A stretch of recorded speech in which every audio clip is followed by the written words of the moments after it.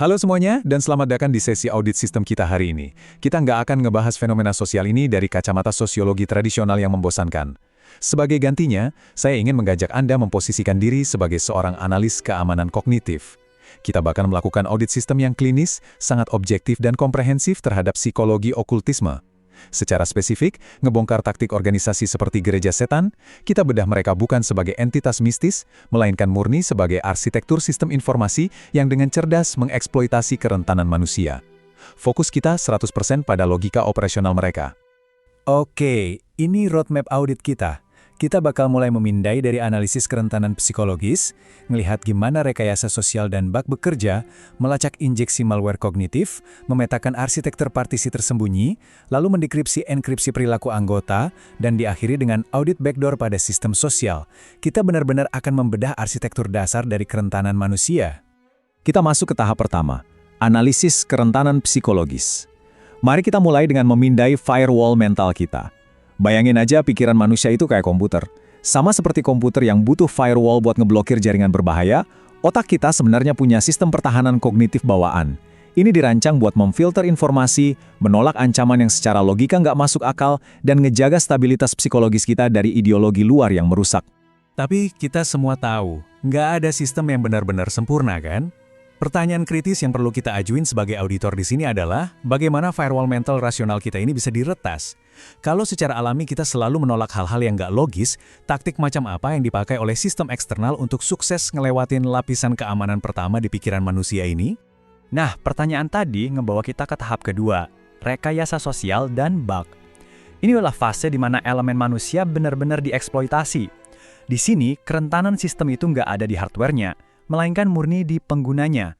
Kalau di dunia cybersecurity, kita sebut ini sebagai social engineering atau rekayasa sosial.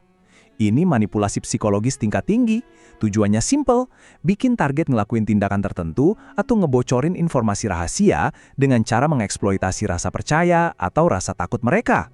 Dalam konteks audit kita, ini jelas bukan penipuan biasa ya. Ini tuh taktik dengan presisi luar biasa buat nemuin celah dalam logika sadar seseorang. Coba kita bandingin. Hacker TI standar biasanya ngirim email phishing buat ngelewatin keamanan digital kan? Tapi kelompok okultisme seperti gereja setan ini pakai taktik yang beda, walaupun fungsinya paralel. Mereka pakai ritual dan simbolisme visual yang sangat intens. Sekali lagi, saya tegaskan, ini bukan sihir. Ini eksploitasi rekayasa sosial yang udah dihitung secara matematis. Tujuannya ngasih beban kognitif berlebih ke otak target yang ujung-ujungnya bikin pertahanan rasional mereka down dan membobol firewall mental mereka. Selain rekayasa sosial di tingkat individu, ada juga kerentanan tingkat jaringan yang saya sebut sebagai bug psikologi massa. Ini kayak cacat bawaan dalam sistem operasi kolektif kita sebagai manusia. Pas seseorang rasa terisolasi atau jadi korban ketidakadilan, logika analitik individunya itu bakal otomatis ditimpa atau di-override oleh emosi kelompok. Ini benar-benar celah default di cara otak kita merespon dinamika sosial. Proses eksploitasinya sangat terstruktur.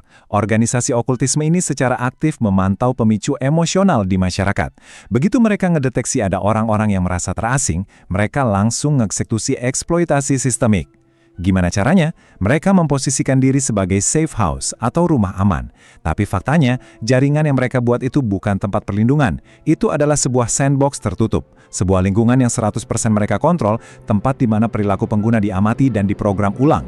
Kita masuk ke tahap ketiga, injeksi malware kognitif. Setelah firewall mental target berhasil diturunkan dan mereka masuk ke dalam sandbox, fase pengiriman payload atau muatan inti dimulai. Ingat, sebagai auditor sistem independen, kita memetakan ini murni sebagai prosedur teknis. Nggak ada unsur horor atau mistis di sini. Ini benar-benar cuma eksekusi kode pada perangkat lunak pikiran manusia. Eksekusi ini dimulai dengan inisialisasi protokol. Prosesnya sangat klinis dan dingin. Pertama, sistem mengeksekusi instruksi lingkungan awal. Lalu, mereka ngelakuin semacam pengujian mental ke kandidat. Ibaratnya nge-ping server kognitif target buat ngecek apakah kerentanan mereka kompatibel dengan sistem. Kalau responsnya sesuai, tanpa buang waktu, fase rekrutmen awal langsung diluncurkan.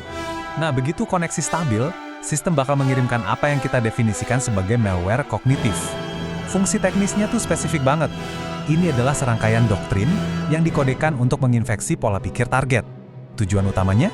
Merusak logika dasar si individu, dan secara sistematis menggantinya dengan set instruksi baru yang sepenuhnya melayani arsitektur dan kepentingan kelompok tersebut.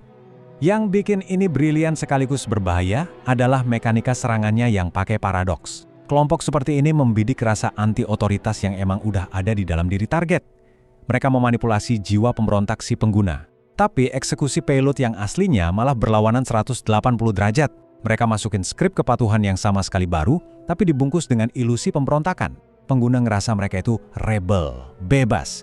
Padahal software mental mereka baru aja diinstal ulang buat tunduk pada admin otoritas yang baru. Sekarang kita masuk ke tahap keempat, arsitektur partisi tersembunyi. Pertanyaan logisnya adalah, gimana sistem operasi ini bisa mempertahankan posisinya tanpa pernah dideteksi oleh user tingkat rendah? Karena infeksi yang paling sukses adalah infeksi yang sama sekali nggak disadari sama inangnya kan? Secara teknis, mereka pakai apa yang disebut partisi tersembunyi. Ini tuh area memori atau narasi sejarah yang sengaja sama sekali nggak didokumentasiin.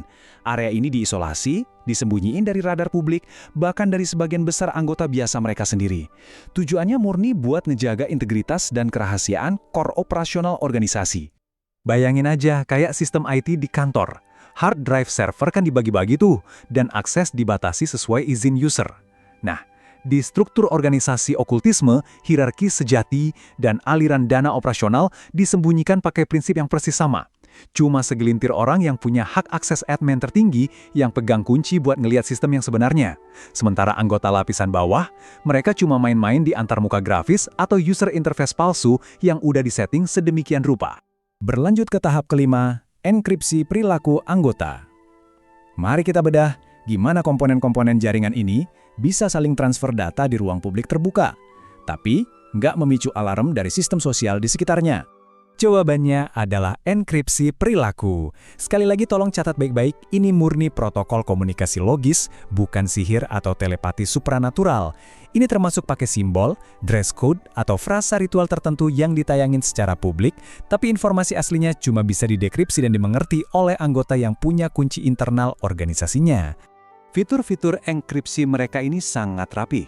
Pemakaian sijil, lambang, atau bahasa arkais kuno yang aneh-aneh itu cuma punya satu fungsi teknis, verifikasi identitas di ruang publik. Kita perlu mendemistifikasi ini. Pas dua anggota saling melempar simbol atau salam rahasia, itu tuh sama persis kayak dua server yang lagi ngelakuin encrypted handshake, tukar-menukar sertifikat keamanan. Tindakan itu cuma buat ngekonfirmasi kalau mereka berdua ngejalanin versi malware kognitif yang sama. Akhirnya, kita sampai di tahap final, audit backdoor sistem sosial. Sekarang waktunya kita zoom out dan meluncurkan pemindahan makro pada infrastruktur inang kita untuk melihat keseluruhan dampaknya. Audit backdoor ini adalah prosedur pertahanan yang wajib dan esensial. Ini adalah investigasi menyeluruh buat ngedeteksi pintu belakang, yaitu celah masuk nggak resmi, yang secara diam-diam dieksploitasi oleh entitas luar buat nyusup ke sistem formal masyarakat yang tadinya kita anggap aman 100%. Kalau kita lihat datanya, vektor ancaman organisasi ini pelan-pelan menargetkan core sistem institusi formal kita, kayak pendidikan dan pemerintahan. Kegagalan sistem sosial yang fatal terjadi saat ideologi atau orang-orang yang udah terinfeksi malware tadi berhasil ngelewatin lapisan keamanan kita. Mereka diam-diam menduduki posisi penentu kebijakan, lalu nyisipin baris kode mereka sendiri ke dalam regulasi publik, tanpa sekalipun memicu peringatan keamanan di masyarakat. Jadi hasil audit sistem kita hari ini membuktikan satu hal. Ancaman okultisme modern jelas bukan sekumpulan entitas bayangan bersenjatakan sihir. Mereka adalah arsitek sosial yang sangat analitis, mengeksploitasi celah psikologis, menginjeksi malware kognitif, dan bernaung di balik enkripsi perilaku. Sebagai penutup audit ini, saya mau ninggalin satu pertanyaan buat Anda. Apakah firewall mental Anda udah diupdate ke versi terbaru? Atau jangan-jangan Anda tanpa sadar lagi ngejalanin sistem dengan kerentanan kognitif yang belum dipatch? Tetaplah analitis, selalu perbarui logika Anda, dan pastikan sistem keamanan internal Anda nggak punya backdoor. Sampai jumpa di pemindaian berikutnya.